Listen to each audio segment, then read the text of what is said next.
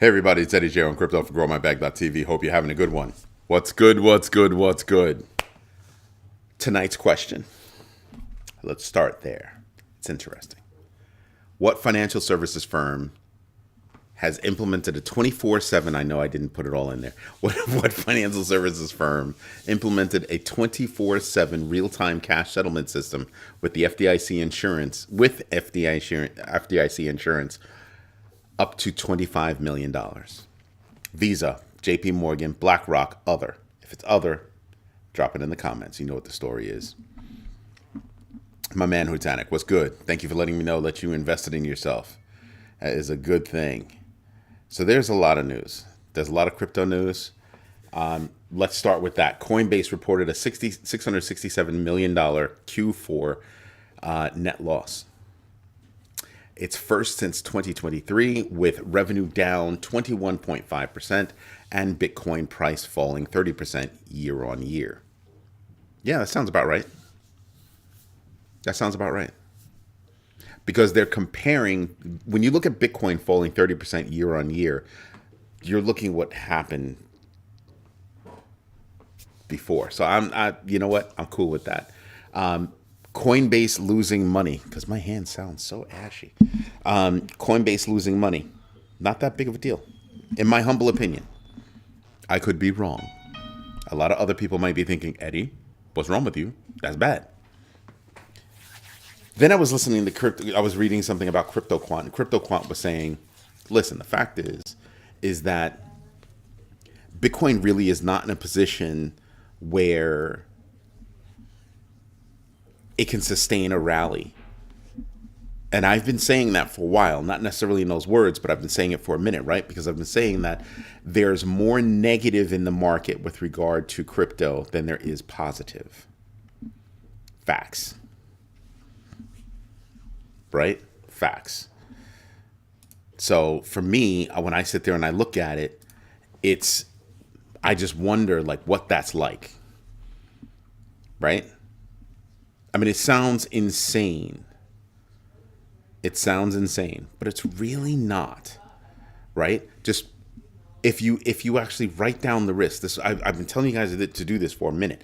If you just write down the risks that we face right now, and you write down what the positives are, the risks far outweigh the positives. The risks that we have in the marketplace right now, global economy, macroeconomics, far outweigh any kind of positive that we have. Any. And there comes a point where you start to realize, wow. It's not, like some people might listen to me say that and they might think, oh, that's really, really bad. It's not really, really bad. That's how markets work. They go up, they go down. That's just the way it works. No stress. Why do you think I keep telling you guys, do the GMB3? Do your own research, know your entries and exits, and absolutely invest deliberately. I wrote the books. Go buy the books. Read them. Refer to them. I wrote the books and I still refer to them. Think I'm playing? I don't have everything memorized. It's impossible. My girl, Captain Banana, is in his house. And thank you for that, my lady. Thank you very much. So, when I look at everything that's going on, I'm kind of like, yeah, I should probably pay attention to that. But CryptoQuant is not wrong. He's like, listen, me and my team are in the numbers all day, every day. And there's nothing that's going to sustain a rally. Nothing right now that's going to sustain a rally. And he's right. Absolutely right. I was speaking to my brother earlier today and we were like, Bitcoin could hit a lower number. We were talking about what the lower number is. I don't want to say what the lower number is that we're thinking about. And it's because number one, I don't want to spread FUD. Two, I haven't finished doing all the math. But both of us were really close to the same number. So for me, it's just one of those things where we start to realize, wow, yeah, that's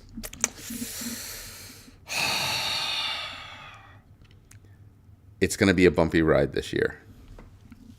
It's going to be a bumpy ride. Clarity Act hasn't gone anywhere. Did you expect it to? Did you expect it to? I didn't.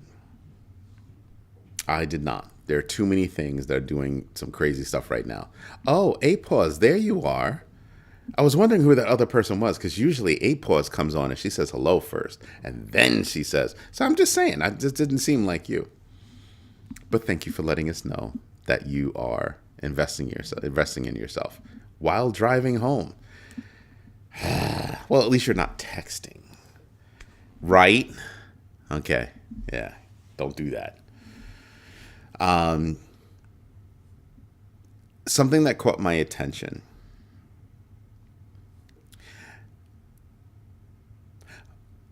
The Morgan Stanley CEO, Ted Pick, got $45 million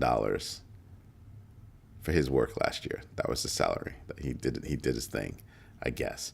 Part of a $40 million benchmark for G-SIBs, with 4 major banks exceeding the threshold. So he did his job. He might not have met my goals, but he met his goals, right? My goals would have been, well, you got to get us involved in certain things. You got to set us up in certain things. He did that. According to what he was supposed to do, he did that. So I can't be mad about that. Oh, you pulled over the text. Just making sure, because, I will call the popo on you. Not a problem. That's an easy thing for me to do, call a popo on somebody. So I'm sitting here and I'm looking at the news and I'm saying to myself, okay, so the market to me right now is going to be something where I'm going to have to, excuse me, sorry about that, where I'm going to have to pay attention to the ups and downs across a couple of days, a day, a couple of days, a week. I'm going to have to play that short game.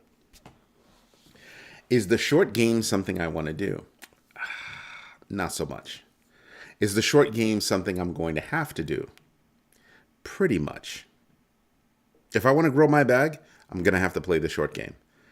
So I've adjusted my thinking from long term, because it's easy for me to do long term, right? What's my long term play? My long term play is I'm going to DCA, dollar cost averaging. I'm going to let that rock. That's what I'm going to do. That's literally what I'm going to do. So I'm not stressed about that at all. However, my mental focus is going to be on the short-term gain, right? Because I look at it as a gain. I said the right word, gain. Why? Because you can start to look at some of these coins and you can start to say, oh, I see what your rhythm is. I see how you're going up and down. I see how you're playing against the rest of the economy, against the rest of the coins that are out there. And I can key in and pick out. I'm probably going to pick out like 10 coins, but I'm probably only going to rock with like 2 or 3. Right? I'm picking out 10 so that when the 2 or 3 are done, I'm paying attention over here. Just saying. Because the way I look at it is, like I said, my game is to always increase my value. So my short-term game is not necessarily my 5% rule. My 5% rule applies all the time, except when I must play the short-term game. Right? Why is that? Oh, well, because I'm happy to make 4% in a day. So long as my fees are covered and I can make that 4%, I'm good off that. I'm good. I'll do it. I mean, obviously I want more than 4%. I probably won't make a move for 4%, but if I see that this is the tight pattern that we have, I'll do it. Better to win some than win none. So as long as I'm positive on the transaction, I'm good to go. I'm good to go. And positive on the transaction also means, well, that's going to be a taxable, I call it a taxable offense. I know I'm not supposed to say it like that, but it is. To me, it is. But I look at it and I go, well, as long as it's positive all the way around, I'll do it. Like I said, good to go. I have a crypto tracker that I keep track of every move that I make. What you guys see online when I'm showing the crypto tracker, those are just the numbers that are being reported. That's not my tool, the full-blown crypto tracker, where I'm punching in everything that I'm doing, so that at the end of the year, I can just hand that to my accountant and go, okay, there you go. Have a good day. Yeah, big difference. Big difference. Now you know why that's, a product. But yeah, that's what I do. I track all of that. I track all of it, every single last piece of it. And the reason why is because, well, I want to have an easy time doing my taxes. I have no problem paying taxes. Pay my taxes so nobody bothers me. Happy to.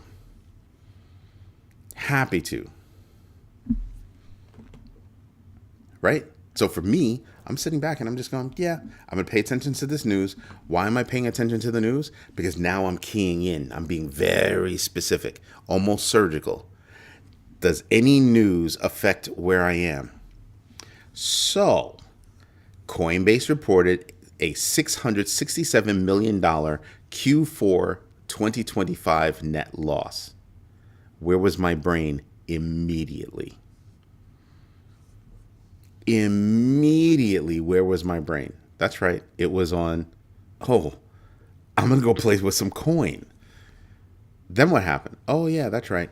Coin decided, well, we're going to have this little thing where some people aren't going to be able to, do transactions. The FUD was they did it on purpose and whatever. Bad timing. Whatever. It happens. All I'm saying is that even if it was a coincidence today, my point is every time I turn around when something bad is happening, that particular coincidence always pops up or seemingly pops up. That's when I start sitting there and kind of going, I don't know about you guys. You're seeming a little suspect, right? So I pay attention to those things. A federal judge allowed claims against Bank of America in an Epstein trafficking lawsuit, citing $170 million in suspicious transactions and delayed reporting. Why does that affect you? A lot of people are sitting there going, well, why would that affect me? That's not going to affect me. It does affect you. In my humble opinion, it does affect you. Why? Because this is an ongoing thing. And it's touching a lot of people. I don't know if you've been paying attention to it, but it's touching a lot of people around the world. And these people are affluent. They are of means. And it's kind of a big deal.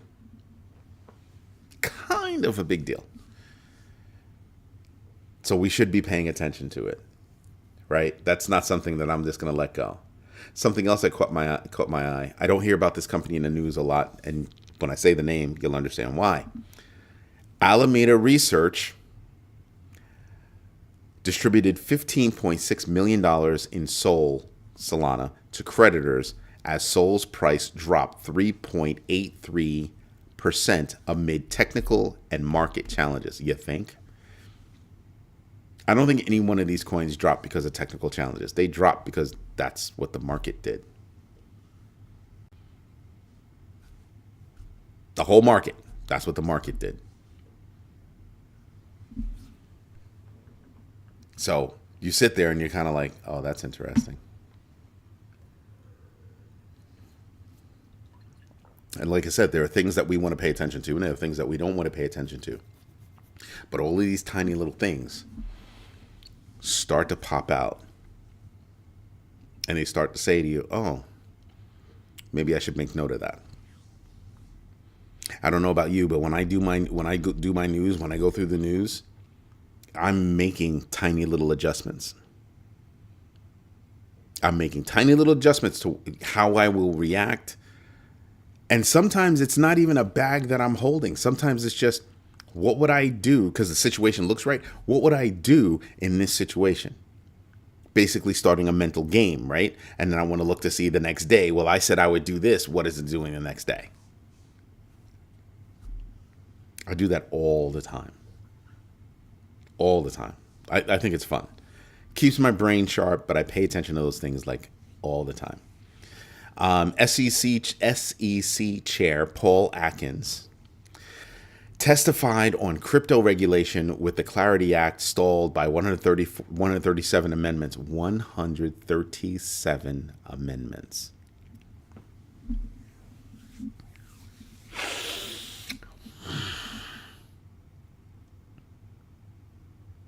Not 37.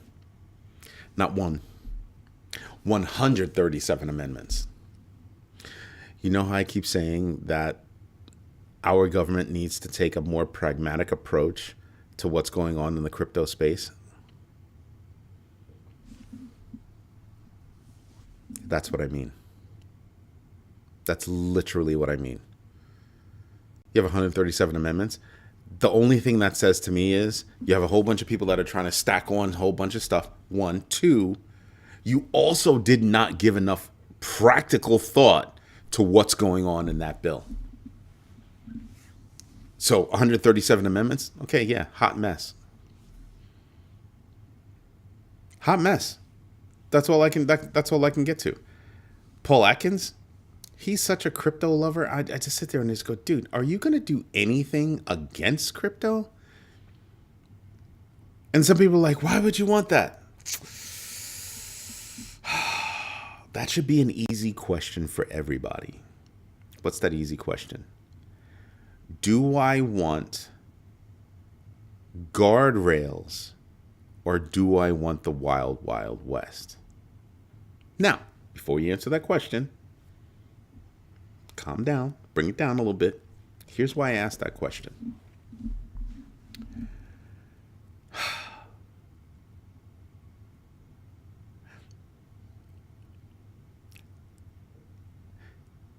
I'm trying to figure out how to say it properly.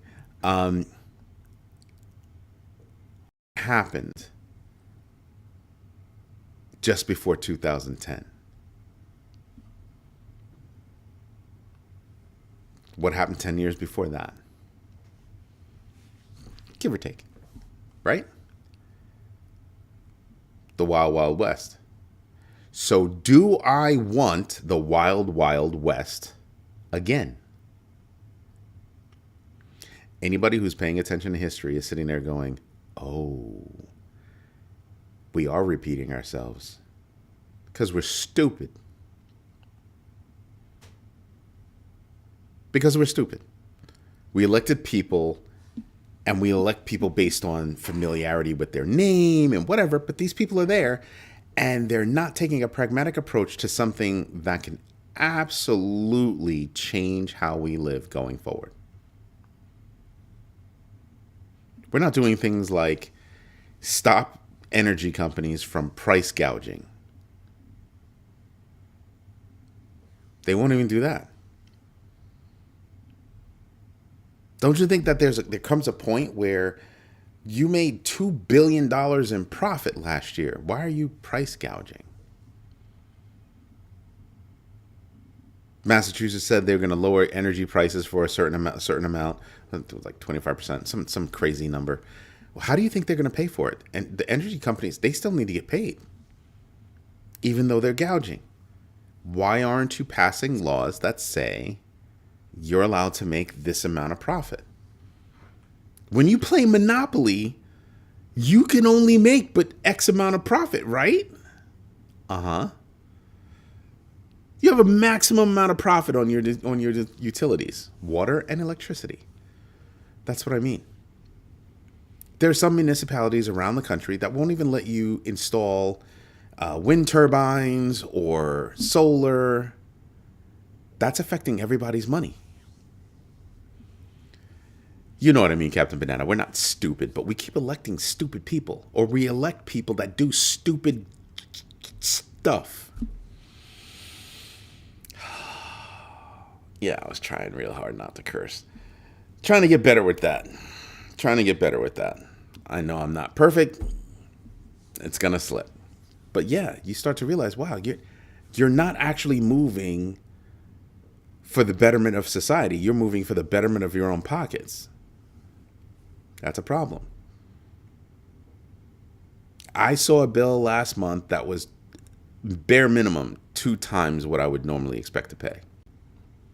2 times. Why? That's right. Because we had a massive storm hit the country.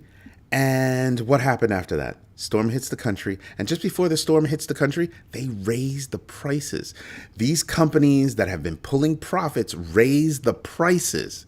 What? How is that allowed? How is that allowed? Yeah, no one is perfect. And nobody's 100% stupid either. But we're dealing with a whole bunch of people that are definitely showing where they are on that spectrum. Kind of down toward the doing stupid stuff side. And so I sit there and I just kind of go, things have to change. Things must change. Food prices are still expensive. Energy prices are expensive. Healthcare is expensive. Just the list of what's not right as it affects my pockets, your pockets, depending on what country you're in, it's a problem. It's an absolute problem. Just saying. These are all things that we have to pay attention to.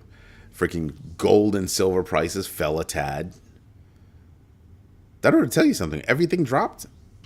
Maybe we should be rethinking things. The market is 100% unsure.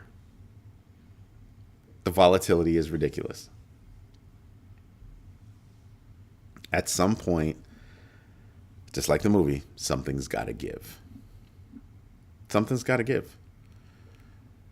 I'm not looking for perfection. I'm looking for effort. You know what I mean? I'm not looking for you to be perfect. I'm looking for you to put in the effort to do a good job. Effort. 137 amendments? Did you think about that document before you put it forward at all? My feeling is, no, it doesn't sound like you did. It sounds like you muffed it. Oh, we'll figure it out as it plays forward. We'll just figure it out. It'll happen. That's not the way it works. You're talking about a national financial system. 1. 2, the fact that that financial system has global impacts. 3, we found out China, I mean, it should be no surprise, China is telling its banks, hey, chill out with that, U.S. Treasury nonsense. Chill out with that. Huh.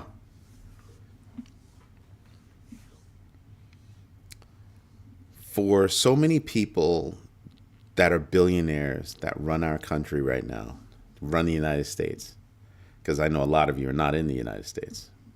My bad. They don't seem to be making the right moves for the greater good. Because they don't know how the majority of people in this country live. One of my friends on Facebook posted something. It was something like,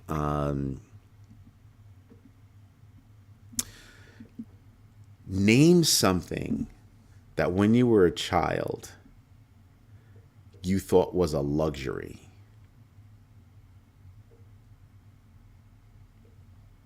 And I sat there and I said, there are too many people in this country and around the world that think food is a luxury.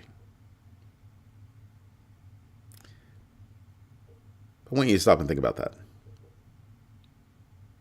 especially in the United States, because we have a whole bunch of billionaires that are running the country. Do they know what it's like to have to worry about food? Food porn chef, what's good? Investing in yourself with crafts today. That's what's up. Thank you for letting us know. As long as you're investing in yourself. But how many people do we have that are trying to figure out food, trying to figure out a roof over their head? When I look at my problems, that's what I look at to kind of bring me back down, calm me down. Going to McDonald's was a luxury when I was growing up. D-Mac, you want to hear something funny? When Eddie Murphy came out with that that whole thing about the Big Macs, and your mama gave you a hamburger in between 2 slices of white bread, everything leaking out the sides and everything. Yeah, that was me. You want to go to McDonald's? Done lost your mind. Dead serious. But I started thinking about that, and I started, as I got older, my brain started changing, right? What's important and what's not. When I became a dad, the only thing I could think of was, I'm going to make sure that my child has food. I'm going to make sure that my child has a roof over her head. I'm going to make sure that my child has whatever it is that she needs to have. That's my job. Best job I've ever had. And so when I walk down the street now and I look at people, I'm kind of like, some people are oblivious to certain things and other people are not.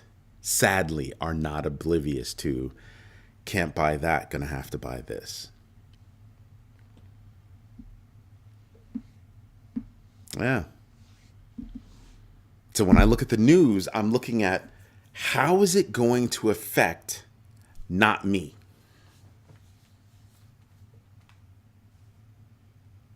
My perspective is to remove myself from that situation, put myself over here, and how is it going to affect not me? No matter what level you are, how is it going to affect not me? Ta-da! Crazy, right? But I'm sitting here looking at news that some dude earned $45 million. I'd love to have that problem. Would I? Yeah, I kind of would like to have that problem. Not saying he didn't do his job, but damn, $45 million? Jeez.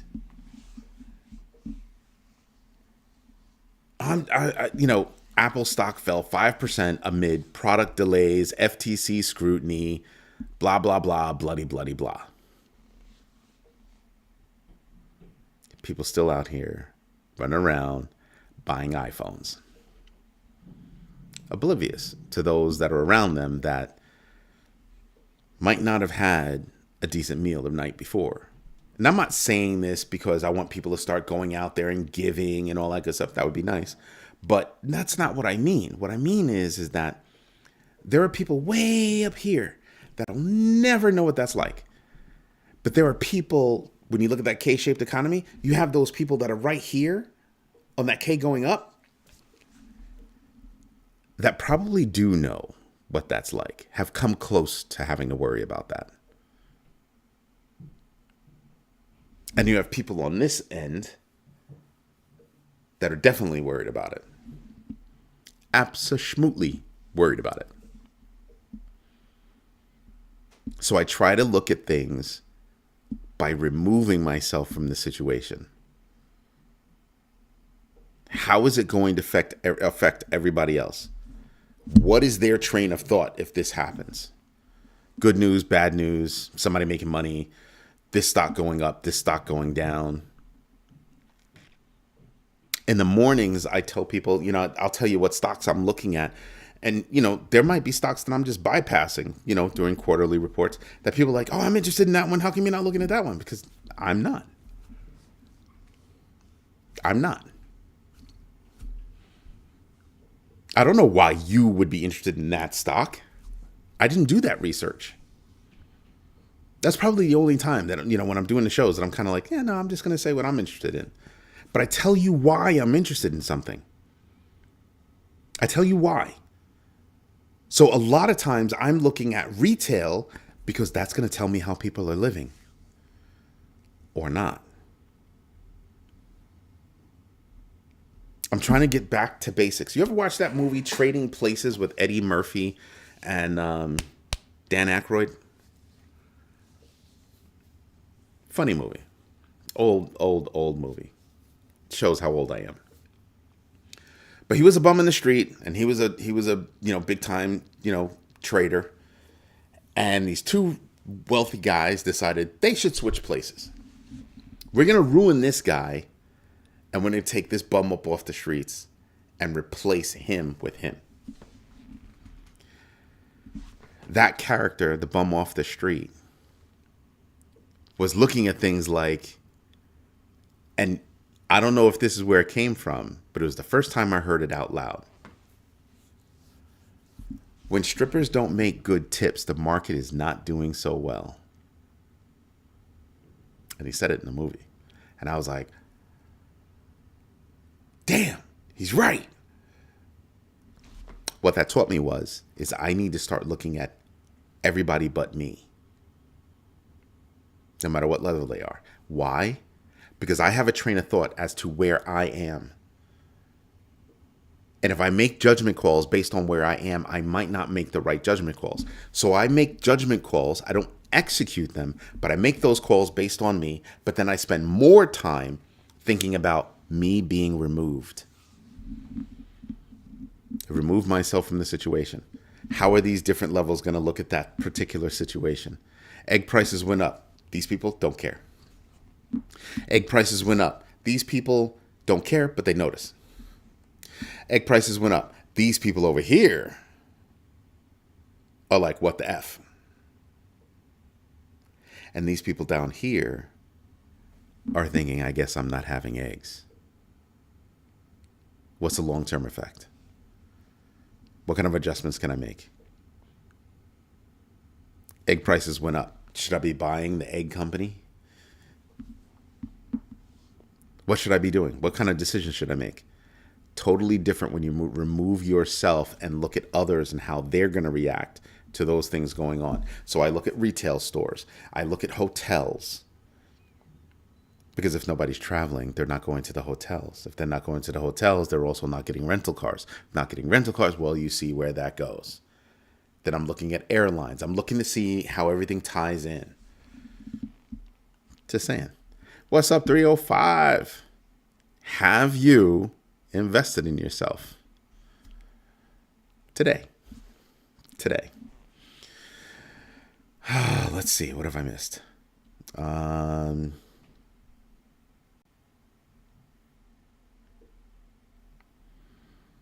Let's see. Sending it down. No, that's nothing. That's a broad statement. Okay. All right, I'm caught up. Sometimes comments are made and they're not for me. They're conversational. I would advise everybody to remember, go to Grow My Bag, become a member. You can have your conversations over there in the feed as well as in DMs. Just saying. We got a lot of stuff going on. Oh boy, do we have a lot of stuff going on. It's crazy. It's insane. I'm surprised I haven't received any notes from my team because I know they're working right now. It's nuts. Argentina. This caught my attention because it's Argentina. $40 billion Argentina. Argentina scrapped a labor reform allowing digital salary deposits due to pressure from traditional banks. What they're saying is they don't want workers to get paid in stable coins using a digital wallet. Why is that? Those companies would literally be taking money out of the banks to pay salaries the way they normally do, except that money would not be going back into banks. It would be going into crypto. And those banks were like, no, don't do that. Don't do that. Why do I point this out? Because it demonstrates that it's not just banks in the United States that are worried. It's banks around the world that are worried. What was it? 2 years ago, something like that, maybe over 2 years ago, I told you guys that banks are going to have to start figuring out what a bank is.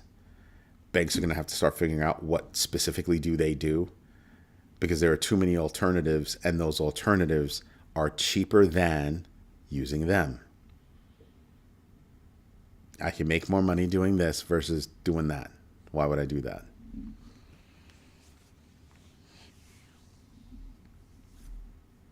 I bought a coin I bought a coin, and the coin was like, excuse me, get this coin and stake it, and you can make 400x. It was like zero freaking risk to it. And I was like, what? Not a problem. Bam. Show me the money. Not a problem. Show me the money. Why would I leave my money in the bank?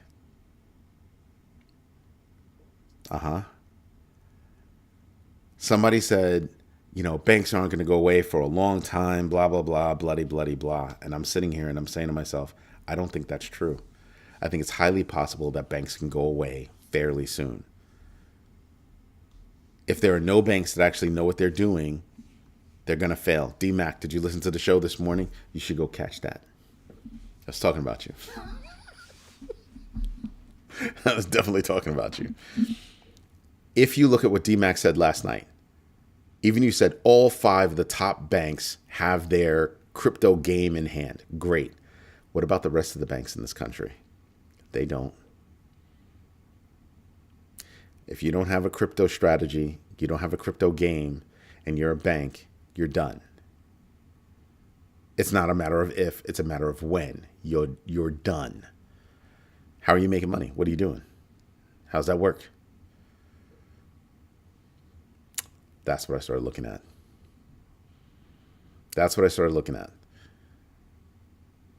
Now, some people might be wondering, why did Eddie bring up that Apple stock fell 5%? It's retail. High-end retail, clearly. Still retail. And you know how people that love Apple are. They will go find the money for stuff, for Apple stuff. They do have a walled garden. Now, your stock fell 5%. Your walled garden has some weeds in it. You better start getting to pulling them out, right? But that says a lot about retail, doesn't it? Because that's one of the most resilient companies out there. And they dropped 5%.